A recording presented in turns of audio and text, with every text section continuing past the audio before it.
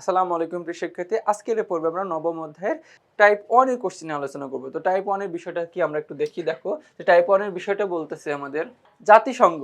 তো জাতিসংঘ সম্পর্কে আমরা একটু জানবো। তো ১ নম্বর কোশ্চেনটা কি বলতেছে দেখো, যে প্রথম বিশ্বযুদ্ধের স্থায়িত্বকাল কত বছর ছিল? তো আমরা জানি যে প্রথম বিশ্বযুদ্ধ হয়েছিল যে ১৯১৪ থেকে কত ১৯১৯ সাল পর্যন্ত। কত ১৯১৯ সাল পর্যন্ত দেখো। আচ্ছা ১৯১৪ থেকে ১৯২০ সাল এমন। যে তাহলে কি এই ১৪ থেকে ২০ সাল দেখবা যে প্রায় ৬ বছর। কি তাহলে প্রথম বিশ্বযুদ্ধের স্থায়িত্ব কাল হচ্ছে কত বছর? ৬ বছর ছিল। এরপরে ২ নম্বর প্রশ্নটা বলতেছে জাতিসংঘ গঠন করা হয় কেন? আচ্ছা জাতিসংঘ কেন গঠন করা হয়েছিল? তো প্রথমত জাতিসংঘ গঠনের আসল উদ্দেশ্য হচ্ছে যে এই বিশ্ব শান্তি ও নিরাপত্তা নিশ্চিত করার জন্য। দেখো যে বিশ্ব শান্তি আমাদের ১৯৩৯ সালে দেখো ১৯৩৪ থেকে যে ১৯৩৯ সালে দ্বিতীয় বিশ্বযুদ্ধ হয়েছিল, এই দ্বিতীয় বিশ্বযুদ্ধের ভয়াবহতা অত্যন্ত মানে কি বেশি পরিমাণে ছিল। তো তার পরিপ্রেক্ষিতে বিভিন্ন দেশের প্রধানগণ কি করলো? জাতিসংঘ গঠন করলো। কি করলো? এই জাতিসংঘ। তাহলে এই জাতিসংঘের প্রধান উদ্দেশ্য ছিল কি? যে বিশ্ব শান্তি বজায় রাখা আর নিরাপত্তা নিশ্চিত করার জন্য। এরপরে আমাদের ৩ নম্বর কোশ্চেনটা বলতেছে যে জাতিসংঘের প্রশাসনিক বিভাগ কোনটি? দেখো প্রশাসনিক বিভাগ, নিরাপত্তা পরিষদ হচ্ছে কি জাতিসংঘের প্রশাসনিক বিভাগ না, ওসি পরিষদ না। ওসি পরিষদের কাজ কি? যে ওসি পরিষদ যে এলাকা আছে কি এখনো স্বাধীন হয়নি সেই এলাকা নিয়ে কাজ করে। সাধারণ পরিষদের কাজ হচ্ছে কি? এই যে সাধারণ পরিষদ মানে কি? সাধারণ সদস্যদের নিয়ে যে কাজ করা হয়। আর এখানে হচ্ছে কি আমাদের সেক্রেটারিয়েট। দেখো এই সেক্রেটারিয়েট হচ্ছে প্রশাসনের বিভাগ। তাহলে জাতিসংঘের প্রশাসনিক বিভাগ হচ্ছে কি? সেক্রেটারিয়েট। এরপরে ৪ নম্বর কোশ্চেনটা বলতেছে যে ভেটো বলতে কি বোঝায়? আচ্ছা ভেটো বলতে দেখো যে ভেটো বলতে কোনো কিছুতে ভেটো দেয়া এমন, কিন্তু ভেটো বলতে কি? যে ভেটো বলতে বলতেছে যে কোনো কিছু নাকচ করার ক্ষমতাকে ভেটো বলে। এখন বলতেছে কি প্রস্তাব নাকচ করার ক্ষমতা, বিশেষ শক্তি নাকি একটি বিশেষ যুক্তি নাকি প্রস্তাব গ্রহণের ক্ষমতা। তো আমরা বললাম যে ভেটো বলতে বোঝায় যে প্রস্তাব নাকচ করার ক্ষমতা, মানে কি যে ভেটো প্রদান করার ক্ষমতা আছে ৫টি দেশের কাছে। কয়টা দেশের কাছে? জাতিসংঘের যে মূল যে ৫টি রাষ্ট্র আছে ওই ৫টি রাষ্ট্রের ভেটো প্রদান করার ক্ষমতা আছে। তার জন্য বলতেছে যে প্রস্তাব নাকচ করার ক্ষমতাকে বলতেছে ভেটো। এরপরে আমাদের ৫ নম্বর কোশ্চেনটা কি বলতেছে দেখো, যে ওসি পরিষদ গঠনের উদ্দেশ্য কি? আচ্ছা ওসি পরিষদ কেন গঠন করা হয়েছে? তো আমরা বললাম যে ওসি পরিষদ গঠন করা হয়েছে মূলত যে পরাধীন এলাকা তত্ত্বাবধান করা হয় না, মানে তত্ত্বাবধান করার জন্য। পরাধীন মানে কি? যে স্বাধীনতা প্রাপ্তি হয় নাই, স্বাধীনতা প্রাপ্তি পায় নাই এমন দেশের কি এমন দেশের জন্য কি আমাদের এই যে এই ওসি পরিষদ গঠন করা হয়েছে।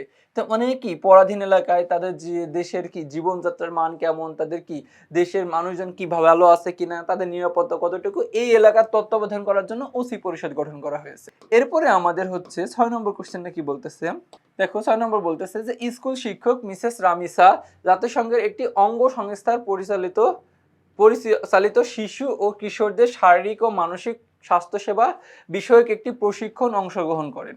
এখানে কোন সংস্থার কথা বলা হয়েছে? আচ্ছা দেখো বলতেছে, এখানে বলেছে যে শারীরিক ও মানসিক স্বাস্থ্যসেবা বিষয়ক একটি প্রশিক্ষণ আছে। তাহলে কি আমরা জানি এই সংস্থাটা হচ্ছে কি ইউএনডিপি। আচ্ছা ইউনাইটেড নেশন ডেভেলপমেন্ট প্রোগ্রামও না, ইউনেস্কো না, ইউএনএফপিএ না, এটা হচ্ছে কি ইউনিসেফ। কি ইউনাইটেড নেশন ইন্টারন্যাশনাল দেখো চিলড্রেন ইমার্জেন্সি ফান্ড। তো দেখো এই যে এই শিশুদের নিয়ে এইটা কাজ করে, তাহলে ইউনিসেফ। তাহলে আমরা বলতেছি এটা হচ্ছে কি খ। এরপর আমাদের ৭ নম্বর কোশ্চেনটা কি বলতেছে যে শিমু রমনা পার্কে ফুল করিয়ে মালা গাঁথে। দেখো মালাগুলো গাড়ির যাত্রীদের কাছে বিক্রি করে, পথের ধারে খাবার খেয়ে রাতে পার্কে ঘুমিয়ে থাকে। শিমুর মতো অসহায় শিশুদের অধিকার আদায়ের লক্ষ্যে কাজ করে কোন সংস্থাটি? এখন দেখো অসহায় শিশুদের জন্য আমরা দেখলাম একটু আগে যে শিশুদের নিয়ে কাজ করে কোন সংস্থাটি? ইউনেস্কো, ইউনিসেফ নাকি ইউএনএইচআর নাকি হচ্ছে ইউনিফেম। আমরা জানি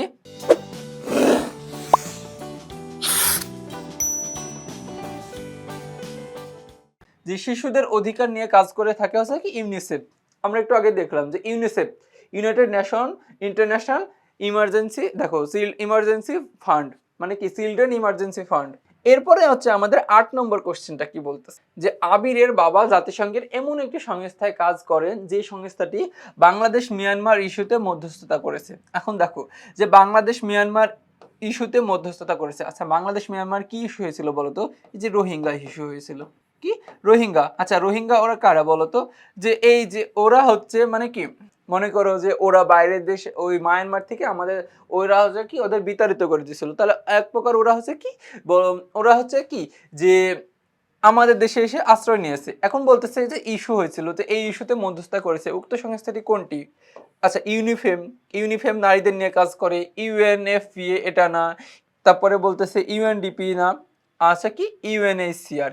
দেখো এই যে এই সংস্থাটি আমাদের কি যে কোনো দেশের মধ্যস্থতা ইস্যু নিয়ে কাজ করে, মানে যে কোনো দেশে যে ইস্যু হয়, যে বিভিন্ন ধরনের ঝামেলা হয়, এই ইস্যু মধ্যস্থতা নিয়ে কাজ করে হচ্ছে কি ইউএনএইচসিআর। এরপরে বলতেছে 9 নম্বর কোশ্চেনটা, যে প্রথম নারী সম্মেলন কোথায় অনুষ্ঠিত হয়? তো দেখো আমরা জানি যে প্রথম নারী সম্মেলন হয় মেক্সিকোতে। কোথায়? মেক্সিকোতে। বেইজিং এ দ্বিতীয় নারী সম্মেলন, নাইরোবিতে, কোপেনহেগেনে। তো এই সব জায়গায় পরবর্তীতে নারী সম্মেলন হয়, কিন্তু প্রথম নারী সম্মেলন হয় মেক্সিকোতে। ঠিক আছে? এরপর আমাদের 10 নম্বর কোশ্চেনটা কি বলতেছে, যে নারীর প্রতি সকল বৈষম্য বাতিল ধারা কোনটি? আচ্ছা দেখো, যে নারীর প্রতি সকল বৈষম্য বাতিল ধারা কোনটি? ইউনিসেফ না, ইউএনএফপিএ না, তারপর কি ইউনিফেম না, এটা হচ্ছে কি সিডিও সনদ। কি সনদ? যে সিডিও সনদ। দেখো যে এই সিডিও সনদের হচ্ছে কি আসল জায়গা জিনিসটা হচ্ছে কি, যে নারী পুরুষের বৈষম্য দূর করা। দেখো যে কি, যে নারীর প্রতি সকল বৈষম্য বাতিলের সনদ হচ্ছে কি এই সিডিও সনদ। এরপরে আমাদের 11 নম্বর কোশ্চেনটা কি বলতেছে দেখি। আচ্ছা 11 নম্বর কোশ্চেনটা কি বলতেছে দেখো, যে আন্তর্জাতিক সংস্থার কোন কাজটির মাধ্যমে নারী অধিকার প্রতিষ্ঠিত হয়? কি বলতেছে? আন্তর্জাতিক সংস্থার কোন কাজটির মাধ্যমে নারীর অধিকার কি হয়? প্রতিষ্ঠিত হয়। বলতেছে নারী উন্নয়ন সনদ, নারী কল্যাণ সনদ, নাকি নারী নির্যাতন প্রতিরোধ সনদ, নাকি সিডিও সনদ। তো আমরা জানি যে আন্তর্জাতিক সংস্থা, এই সিডিও সনদের মাধ্যমে, আন্তর্জাতিক সংস্থার এই কাজটির মাধ্যমে নারীর অধিকার প্রতিষ্ঠিত হয়। ঠিক আছে? এরপরে আমাদের 12 নম্বর কোশ্চেনটা বলতেছে, যে আন্তর্জাতিক নারী নির্যাতন প্রতিরোধ দিবস কত তারিখে পালন করা হয়? দেখো যে আন্তর্জাতিক নারী নির্যাতন প্রতিরোধ দিবস, তো নারীর উপর যে নির্যাতন হয়, এই নির্যাতনের প্রতিরোধ দিবস পালন করা হয় কত তারিখে? 24শে অক্টোবর। আমরা জানি যে 24শে অক্টোবর হচ্ছে জাতিসংঘ দিবস। 17 নভেম্বর না, 10ই ডিসেম্বর না, আমরা এটা হচ্ছে কি 25শে নভেম্বর। তো 25শে নভেম্বর হচ্ছে কি আন্তর্জাতিক নারী নির্যাতন প্রতিরোধ দিবস। এরপরে হচ্ছে দেখো যে সিডিও সনদ, যে সিডিও সনদের ভিত্তি কি? আচ্ছা আমরা জানি যে সিডিও সনদের ভিত্তি হচ্ছে কি, যে নারী পুরুষের সমতা। কি এই নারী পুরুষের সমতা হচ্ছে আমাদের এই সিডিও সনদের ভূমিকা, মানে কি ভিত্তি, আসল ভিত্তি। এই সিডিও সনদ দ্বারা বোঝায় যে নারী ও পুরুষের মধ্যে যে আমাদের কি যে বিভিন্ন বৈষম্য থাকে, এই বৈষম্য দূর করার পরে এই নারী পুরুষের সমতা করা, এই সমতা করা হচ্ছে কি সিডিও সনদের ভিত্তি। আচ্ছা এরপরে আমাদের 15 নম্বর কোশ্চেনে কি বলতেছে, অনুচ্ছেদের যুবকদের মতে বাংলাদেশও কি বলতেছে। আচ্ছা লাস্ট কোশ্চেন দেখো, যে অনুচ্ছেদের যুবকদের মতে বাংলাদেশও কি যে একটি শান্তিপূর্ণ পৃথিবী প্রতিষ্ঠায় কাজ করেছে। 2 নম্বর বলতেছে সকল দেশের সার্বভৌমত্ব রক্ষা করেছে। 3 নম্বর হচ্ছে কি আন্তর্জাতিক নিরাপত্তা কাজ করেছে। তো আমরা বলতেছি যে এখানে দেখো যে এটা হচ্ছে কি একটি শান্তিপূর্ণ পৃথিবী প্রতিষ্ঠায় কাজ করেছে, যে তারপরে আন্তর্জাতিক নিরাপত্তায় কাজ করেছে। তো এই বিষয়টা হচ্ছে কি ছিল জাতিসংঘ, কি এটা হচ্ছে জাতিসংঘ। দেখো তো এই জাতিসংঘ আসলে কাজ কি, একটি শান্তিপূর্ণ পৃথিবী প্রতিষ্ঠায় কাজ করছে আর আন্তর্জাতিক নিরাপত্তায় কাজ করছে, তার মানে কি 1 ও 3। এরপরে আমাদের লাস্ট কোশ্চেন 16 নম্বর কোশ্চেনটা কি বলতেছে, যে কত সালে জাতিসংঘ শিশু অধিকার আইন প্রণীত হয়? দেখো যে কত সালে জাতিসংঘ শিশু অধিকার আইন প্রণীত হয়? বলতেছে 1989 সালে, 1991 সালে, নাকি 1990 সালে, নাকি 1992 সালে। তো আমরা জানি যে জাতিসংঘ, দেখো জাতিসংঘ শিশু অধিকার আইন প্রতিষ্ঠিত হয় হচ্ছে মূলত আমাদের 1900 কত সালে, 89 সালে। কি এই 1989 সালে জাতিসংঘ শিশু অধিকার আইন কি হয়, প্রণীত হয়। তো দেখো যে এরই মাধ্যমে কি আমরা টাইপ 1 এর সকল কোশ্চেন আলোচনা করে ফেললাম। তো পরবর্তীতে তোমাদের সাথে আবার টাইপ 2 তে দেখা হবে। ততক্ষণ পর্যন্ত তোমরা সুস্থ থাকো, ভালো থাকো। আসসালামু আলাইকুম।